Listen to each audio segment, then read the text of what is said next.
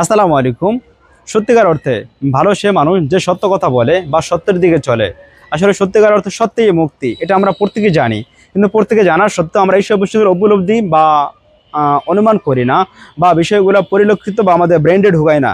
যে সত্য এমন একটা বিষয় যে সত্য মানুষকে মুক্তি দেয়, আর সত্য মানুষকে সামনের দিকে এগিয়ে নেওয়ার জন্য সাহায্য করে।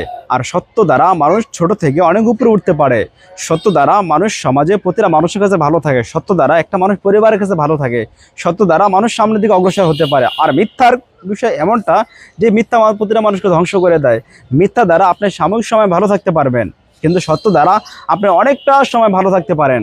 কারণ হচ্ছে গিয়া সত্য মানে শক্তি, মিথ্যা মানে ধ্বংস। এই জন্য আমরা চেষ্টা করব সব সময় সত্য কথা বলতে এবং মিথ্যাকে পরিহার করতে।